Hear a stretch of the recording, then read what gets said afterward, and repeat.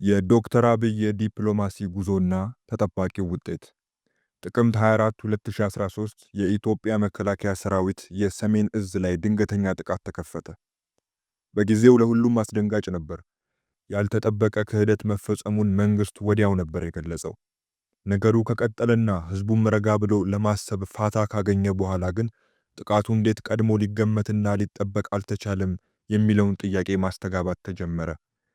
ከጥቃቱ በኋላ በተከታታይ የወጡ በመንግስትም በኩል ማረጋገጫ የተሰጠባቸው ዘገባዎች እንደሚሉት ከሆነ ህወሓት ቀድሞ የተዘጋጀበት ነገር እንደሆነና ይህንንም ዝግጅት የኢትዮጵያ መንግስት አስተውሎታል፣ ጠብቆታልም የሚሉ ናቸው። ከጦርነቱ በፊት ህወሓት መቀሌ ገብቶ ክልሌን ያስተዳድራለሁ ማለቱ፣ ህጋዊ ያልሆነ ምርጫ ማካሄዱ፣ ለሰሜን እዝ የተሾሙ ጄኔራሎችን መመለሱ እንዲሁም ምሽግ እስከ መቆፈር መድረሱ ለመንግስት ሙሉ በሙሉ የተደበቀ አልነበረም።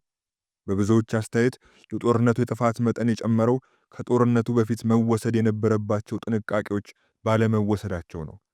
ምናልባት መንግስት ያገኘውን መረጃ በአግባቡ ተጠቅሞበት ቢሆን ኖሮ እስከ ጦርነት የማያደርስ አሊያም እንዲህ አጥፊና ለ2 ዓመታት የቆየ ውድመት ባልተከተለ ነበር። የድሮን ማንሳታችን አለ ምክንያት አይደለም። ያኔውን አይነት ጦርነት ለመክፈት ኢትዮጵያ ጫፍ ላይ ናት በምትባልበት ጊዜ ስህተታችንን ነቅሰን ማውጣት ምናልባት ለወደፊቱ የሚጠቅመን ይሆናል። በኢትዮጵያ መንግስትና በህወሓት መካከል ያደረግነው ጦርነት ዋነኛ ያሳየን ነገር ዓለምን በተወሰነ መልኩ ከጎናችን ሳናደርግ ምንም አይነት ግጭት ውስጥ መግባት እንደሌለብን ነው። ምንም እንኳን ህወሓት ቢሆንም ጦርነቱን የጀመረው ከዛ በፊት በአዲስ አበባ ሲደረጉ የነበሩ የጦርነት ጥሪዎች፣ ወታደራዊ ሰልፎችና የጦር መሳሪያ ትርኢቶች ምናልባትም ህወሓት ጥቅምት 24 ያደረገውን ባያደርግ ኖሮ የኢትዮጵያ መንግስት ወደ ኃይል እርምጃ ሊሄድ እንደሚችል ያሳዩ ነበሩ። ቀድሞ መሰራት የነበረበት የቤት ስራ የዓለም መንግስታት ስለ ጉዳዩ እንዲረዱ የማድረግ ጉዳይ ነው። ጦርነቱ ውስጥ ከገባም በኋላ ከ27 ዓመታት በላይ መንግስት የነበረው የኢህአዴግ ክንፍና መሪ ህወሓት የኃያላኑን መንግስት ጆሮ ብዙም ሳይቸገር ወደ ራሱ ጎትቷል። የኢትዮጵያ መንግስት በተደራጀ መልኩ ከሚያወጣው መግለጫ ይልቅ አንድ የህወሓት አመራር መከላከያ እንዲያደረገ ብሎ የሚያወጣው ክስ እስከ ተመድ ድረስ ዘልቆ የአሜሪካን ባለስልጣናት ቀልብ ስቦ ያልፍ ነበር።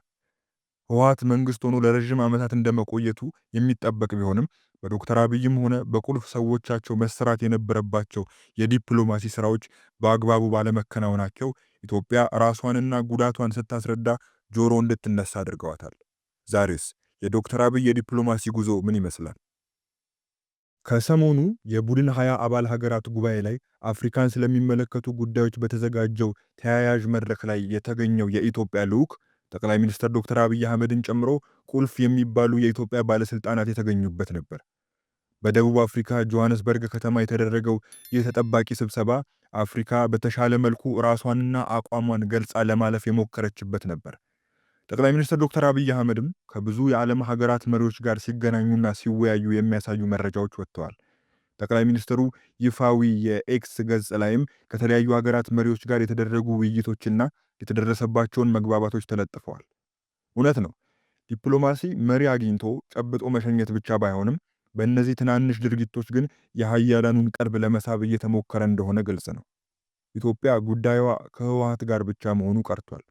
ባነሳችው የባህር በር ግልጽ ጥያቄ ምክንያት ከኤርትራ ጋርም ጫፍ የደረሰ ሰጣ ገባ ውስጥ ገብታለች።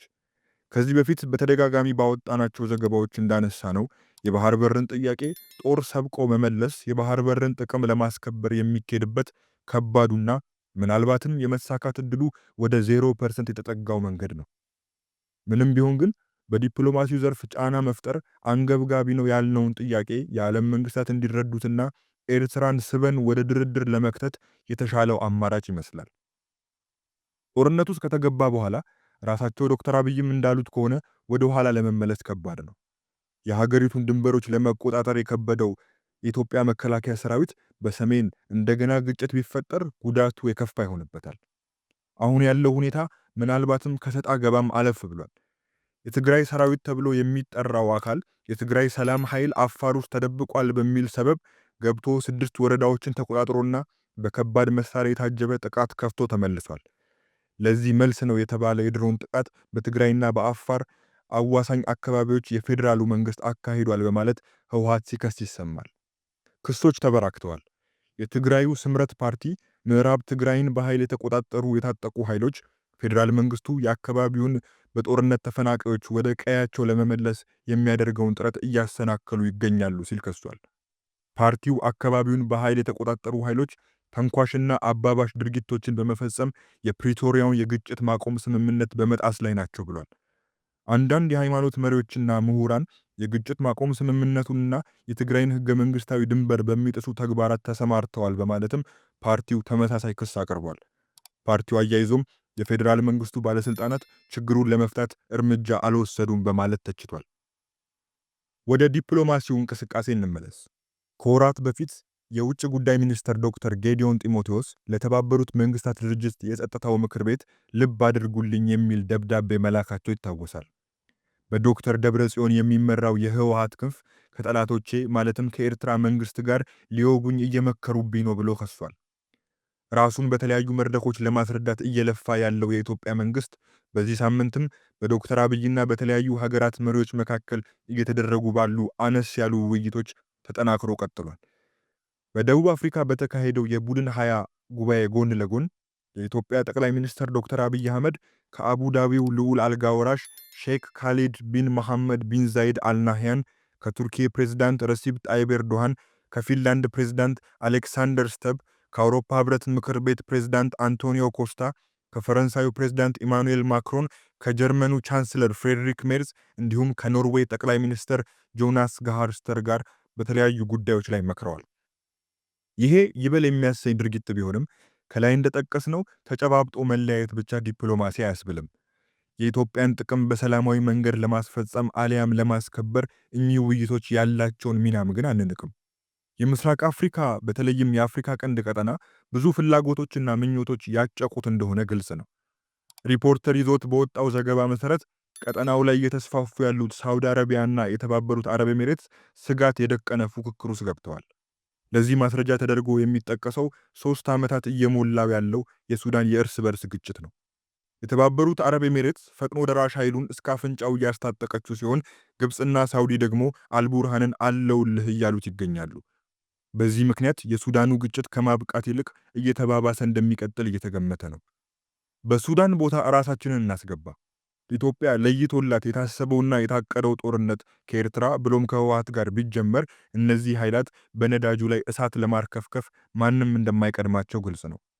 ከጎናችሁ ነን እያሉ የራሳቸውን ሐሳብና ጥቅም መሬት ለማውረድ የሚሰሩ ብዙ የዓለም ሀገራት ከማደራደር ይልቅ ወገን መርጠው ለሱ ደግፈው መሳሪያ እንደሚያቀብሉ ሳይታለም የተፈታ ነው።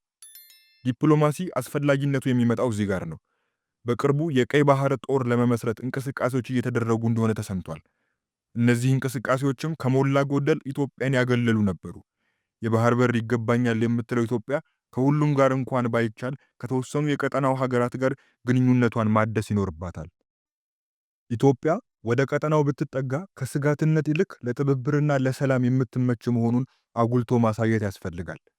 እውነት ነው፣ የባህር በሩ አስፈላጊነት ጥያቄ ውስጥ የሚገባ ባይሆንም የተነሳበት ሰዓት ግን ብዙዎችን ጎራ ሰጥቶ ሳያከራክር አላለፈም።